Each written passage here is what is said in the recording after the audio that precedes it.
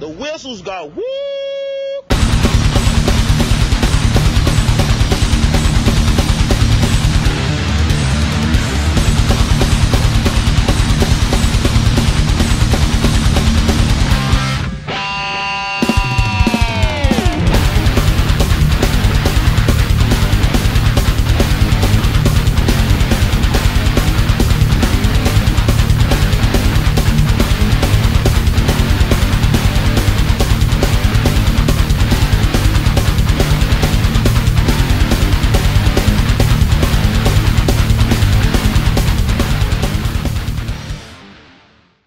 The 10-year anniversary of 9/11 should be a day of remembrance, a solemn gathering of individuals who want to honor the people who died tragically on that day. In addition to that, we also get a bunch of idiots wearing black shirts and homemade signs chanting "Inside Job" over and over again in front of people who lost loved ones in the attacks. These people are the truthers, the angry young men and women who have opted to blindly follow anyone who tells them not to blindly follow the evil, corrupt government's account of anything, not knowing the difference between an expert analysis and a half-baked opinion.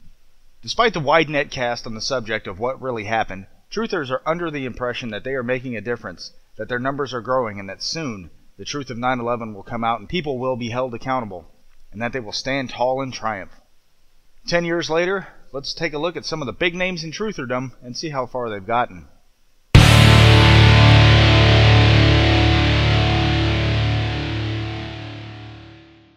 There isn't a whole lot to say about Dylan Avery that I haven't already said, but after all, he is the father of the biggest internet blockbuster of all time, so he must be doing okay for himself right now. Right? After putting out Loose Change 2nd edition, Loose Change 2nd edition recut, Loose Change the final cut, and finally Loose Change an American Coup, he should finally have that big name director's job in Hollywood making money hand over fist, I would assume. Instead, he's had to deal with the shame of Corey Rowe being arrested for suspicion of dealing heroin and watching his best buddy Jason Bermas begging for money on Facebook. But he has found work in Hollywood, starring in bit parts in some 9/11 straight-to-DVD Amazon special movies, and is currently working on a movie himself about someone weaning himself off of energy drinks. So he's ripping off Super Size Me. A massive win this is not.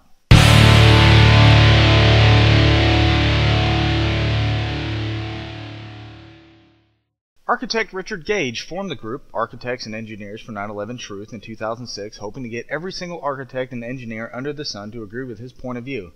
5 years later, he has only had 1,500 and some change of each, and I use that term loosely. Helping his cause that fire and damage alone cannot bring down a high-rise building complex are swimming pool architects and electrical engineers. Armed with his cardboard boxes and his 700-slide PowerPoint presentation, Gage travels the world on behalf of his non-profit organization, in which he took home $75 grand last year, explaining that the towers fell in their own footprint with thermite charges that silently exploded with such force they jettisoned sections out 600 feet away while people down below heard the massive explosions.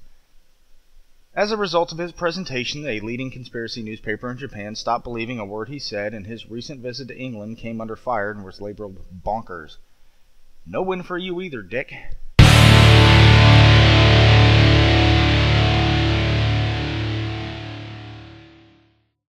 Remember that scene in Rockstar where Mark Wahlberg's character gets kicked out of the band he started and he raises hell and walks out with his mic stand and a hussy? That would be what Luke did after he was forced out of We Are Change, the grassroots peace group he started under suspicion that he was stealing money from them. Highlights after his dismissal include going to the Colbert Report and illegally taping a question he asked him and turning into a frequent guest on RT News. I guess he rates a fuck all on the what have you done for the truth scale. I don't even know why I put him on this list. Oh yeah, filler.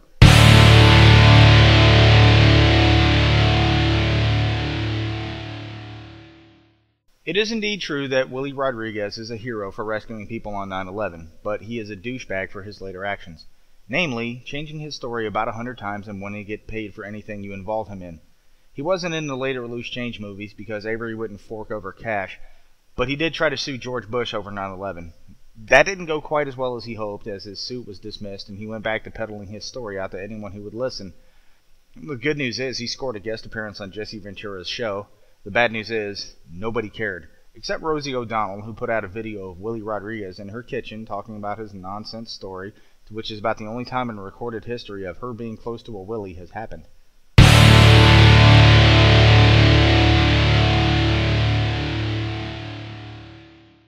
Speaking of lawsuits, I have to bring this up.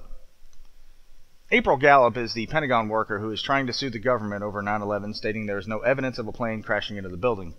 This comes years after she sued American Airlines because a plane crashed into the building. Her current lawsuit is mired in legal hell because her current legal team is facing sanctions over filing frivolous lawsuits, repeatedly, mind you, on her behalf. I have no idea what she's trying to get out of this. Maybe get a bunch of lawyers disbarred is on her bucket list.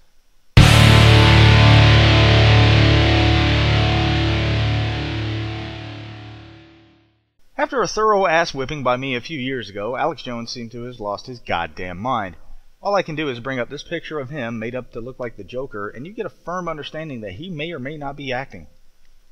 Instead, we find him still not a national name in the radio business because the couple $100,000 he raised during his multi-million-dollar money bomb hasn't quite gotten him out of Austin, Texas yet. And then there's the constant rumblings that Jones is really working for the NWO to discredit the truthers, but based on his behavior, one would assume there had to be a better plan in the works for that to happen.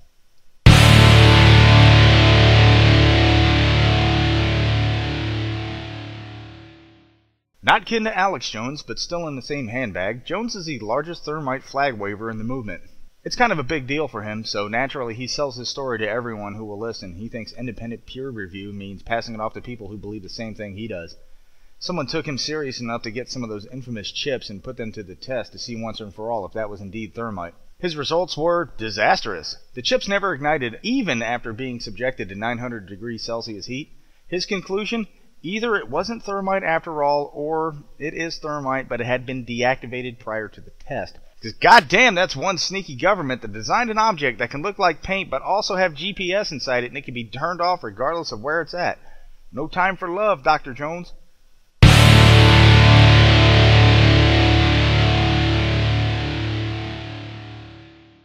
I have Judy listed so high because her groundbreaking work in the field of death lasers from space, Keebler elves, and clunkety clunks has all begotten her laughed out of the movement, which is in no shorter supply when it comes to flat-out ridiculous theories. In addition to her craziness, she even had a falling out with her former BFF Ace Baker, who took the phrase legendarily stupid to a whole new level when he faked his own death on Jim Fetzer's radio show. Of course, I would have done the same thing if I'd have written the Judy Wood song.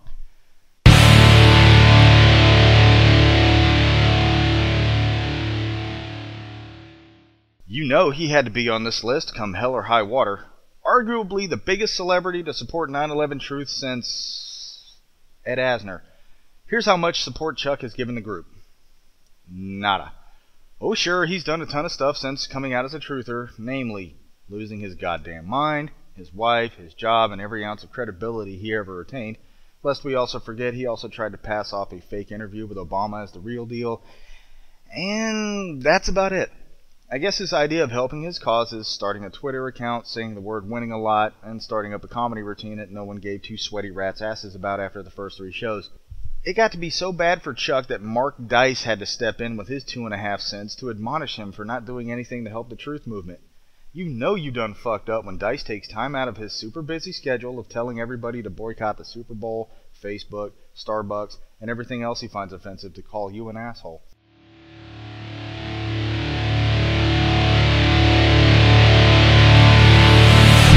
Look, people, I understand you like being part of a cause.